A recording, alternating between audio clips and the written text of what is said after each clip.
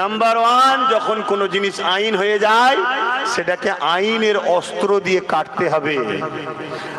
তাই যখন কোনো জায়গা থেকে বিল পাস হয়েছে, আইন হয়েছে, সর্বোচ্চ আদালত সুপ্রিম কোর্ট, সেখানে আপনাকে যেতে হবে।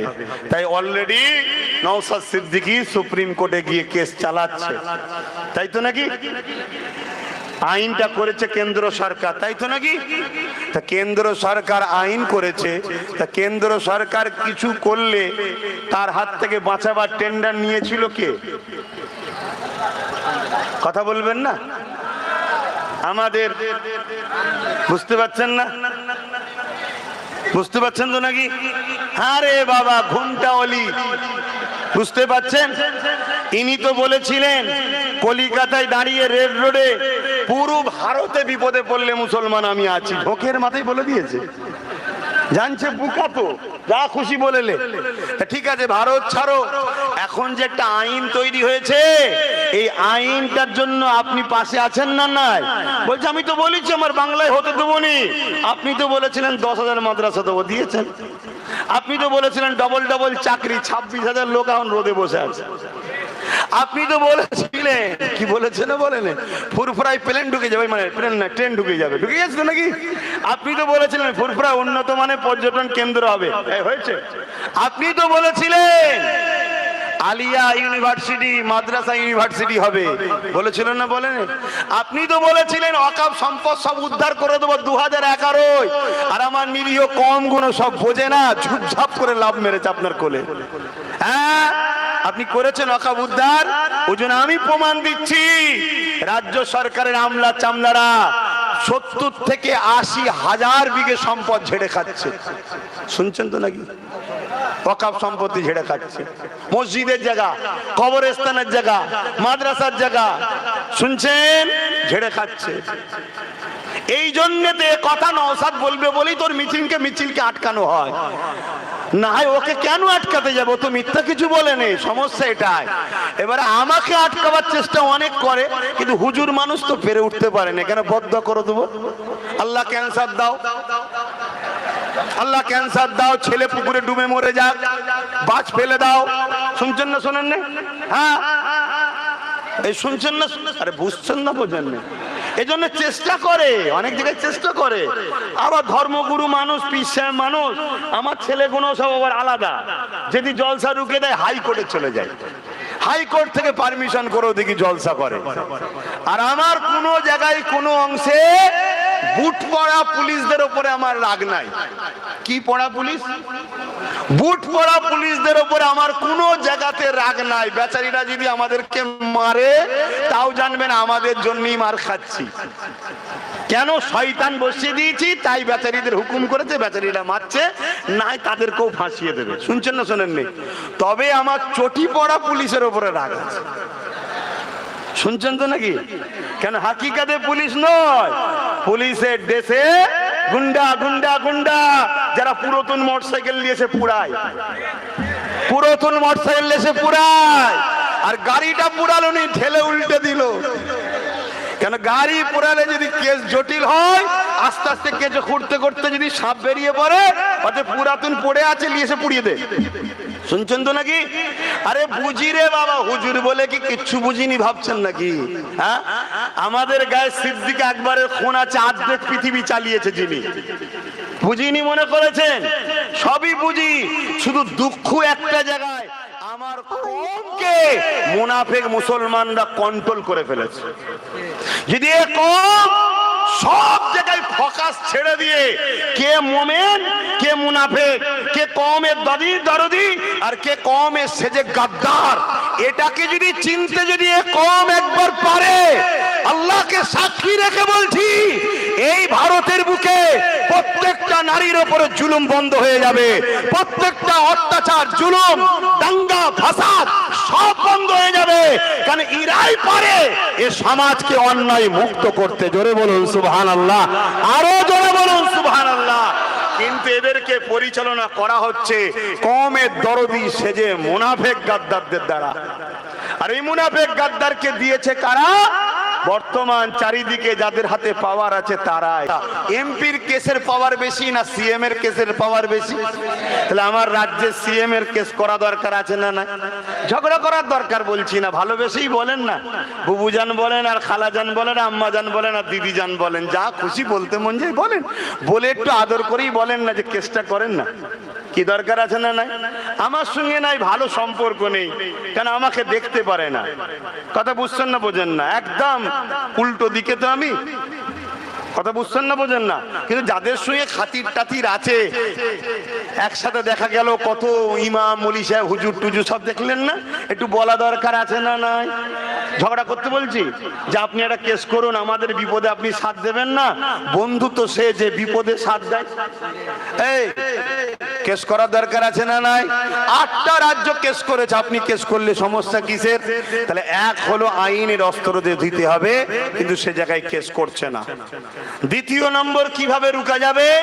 যে ক্ষমতায় তারা বিল পাস করেছে সংখ্যা গরিষ্ঠতা দেখিয়ে, তাই তথাকথিত যারা সেকুলার বলে তাদের সবাইকে একসাথে নিয়ে আমাদেরকে পার্টনারশিপের রাজনীতি করতে হবে, সংখ্যা গরিষ্ঠতা হয়ে ওই জায়গায় বসতে হবে। একদিন যাক, দুদিন যাক, 10 দিন যাক, 20 দিন, 1 বছর, 2 বছর, 10 বছর যাক, আবার সংখ্যা গরিষ্ঠ হলে পাওয়ারের জোর দেখিয়ে, যেমন তুমি বিল করে নিয়েছো জুলুম করে, আবার আমি আমারটা ফিরিয়ে নেব। বলুন ইনশাআল্লাহ। তাহলে পারা যাবে না? যাবে না। দ্বিতীয় অপশন। 3 নম্বর অপশন কি? আন্দোলন বাড়াতে হবে। কি বাড়াতে হবে? আন্দোলন। মাথা যত বাড়বে দিল্লিতে তত আসর পড়বে। তাহলে আন্দোলন দরকার, বিশাল আন্দোলন দরকার, ব্যাপক আন্দোলন দরকার, ঘন ঘন আন্দোলন দরকার, বিশাল বড় বড় জমায়েত দরকার আছে না? না, এখন এই আন্দোলন করতে গিয়ে কেউ যদি বলে দিল্লি চলে যাও, শুনছেন তো নাকি? তাহলে এই কথাটা মনে রাখার দরকার আছে না? নাই, এখন এর উত্তর দিবার দরকার আছে কি? কিন্তু উত্তরটা আপনাদের শিখিয়ে দিচ্ছি। ঠিক ভোটের সময় এলে বলবেন ভোটটা দাও, অমনি বলবেন দিল্লি চলে যাও। বলা দরকার আছে না? নাই, যারা ইমানদার তারা বলবে, আর যারা আজকের দিনে ওয়াকাফকে নিয়ে নিজেদের ফায়দা উঠতে চাইছে হারামখোররা বলবে না। যারা ইমানদারের জবাব দেবে কিন্তু টাইমে। কি দেবে? আপনি আমায় দিল্লি দেখেছিলেন না আমার মসজিদ মাদ্রাসা কবরস্থানের সময়, তো এখন আপনি দিল্লি যান। আর যে ছেলেটা মাইক্রোফোন দিয়ে লোককে বুঝাচ্ছিল যে তোমরা ঘরে চলে যাও, এখানে তোমাদেরকে থাকতে নিষেধ করছে তোমাদের ভাইজান নওশাদ, তাকেও দেখি তুলে নিয়েছে।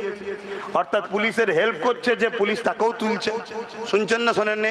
মানে এমন একটা মহল তৈরি হচ্ছে, আগামী দিন পুলিশেরও হেল্প যাতে সাধারণ মানুষ না করে, এই মেসেজটা যারা গদিতে বসে আছে তারা তৈরি করছে।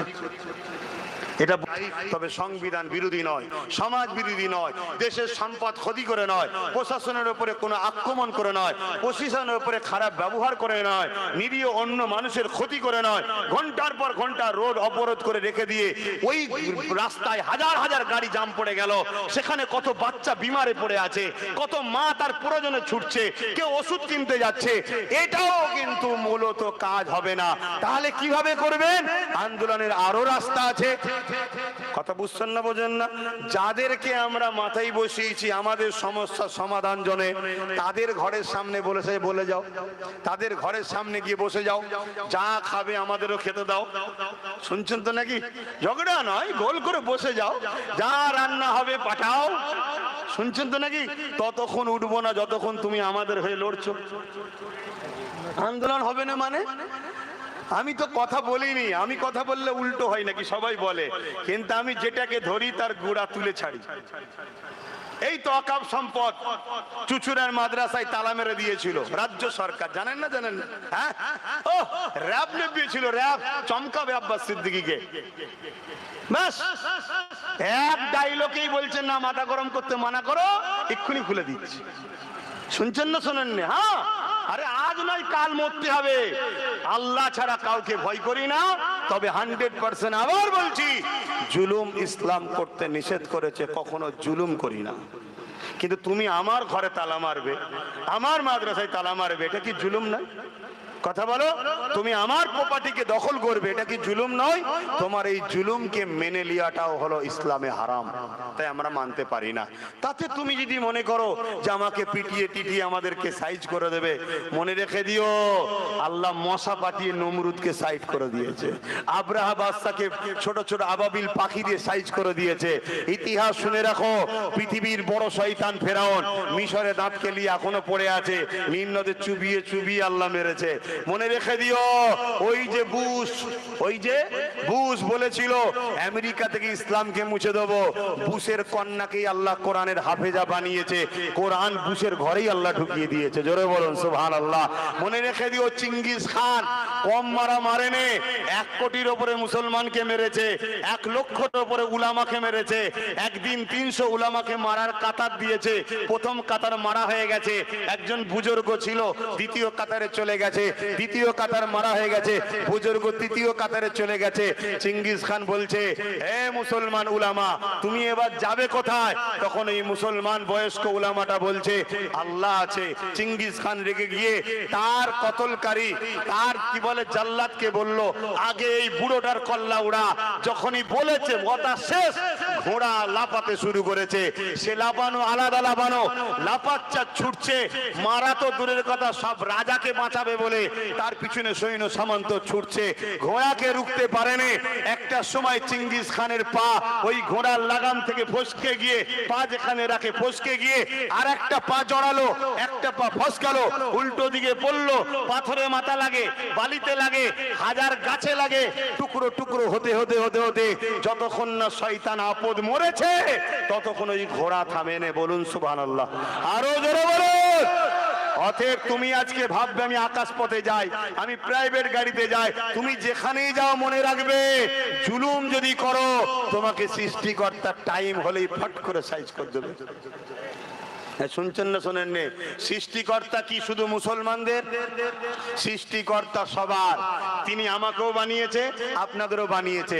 হিন্দু, দলিত, আদিবাসী, শিখ, পাঞ্জাবি, খ্রিস্টান সমস্ত ধর্মের মানুষকে কে বানিয়েছে? সৃষ্টিকর্তা। এই গাছপালা, পাহাড়, পর্বত, কায়নাত সবাইকে বানিয়েছেন একজন সৃষ্টিকর্তা, তিনিই হলেন কোরআনের ভাষায় আল্লাহ। জোরে বলুন সুবহানাল্লাহ। মাথায় থাকবে তো নাকি? কিন্তু টাইমকে দেখে আমি তো কিছুই বুঝাতে আপনাদেরকে পারলাম না, এলোমেলো ভাবে যতটুকু আল্লাহ যা বলালো, এতে মনে হয় আপনারা বিরক্তই হলেন নাকি? তা আমার তো মন ঠিক পোষালো না কথা বলে, সময় কই। আর আপনারা ওই মোহব্বত দেখিয়ে আনছেন, ভালোবাসা দেখিয়ে আনছেন। আরে আপনারা আমার সাথে থাকলে আমার টেনশন বেড়ে যায়, হালকা কাল্লাকে সাক্ষী রেখে বলছি। আপনারা থাকলে আমার টেনশন বাড়ে, আর আপনারা না থাকলে, আমি একা থাকলে না আমাকে নিজেকে বিরাট কিছু মনে হয়। সে যেখানেই হোক একা যেতে আমার ভালো লাগে, থাকলে টেনশন বাড়ে। কেন আপনারা যেভাবে গাড়ি চালান আমার ভয় লাগে। মোটর সাইকেলে দেখি ঘুরে উল্টো দিকে ফটো তুলছে, কি হাসবে না? এটাকে ভুল বলছি? কি হ্যাঁ, তোমার জীবনের মূল্য নেই? তুমি নিজেকে চিনতে শিখলে না? তোমাকে সৃষ্টিকর্তা সৃষ্টি করেছে কি জন্যে? নিজের জীবন কেরম ঝুঁকিতে ফেলার জন্য? তুমি বড় হবে, তুমি সমাজের মানুষের খেদমত করবে, সর্বধর্মের গরিব তোমার থেকে উপকার পেতে পারে না। তুমি একজনের বাবা হবে, তোমার সন্তান হবে, সংসার হবে, একজনের স্বামী হবে। তুমি এসব কি করছো? আমি জানি না আমার কথা তোমরা যুব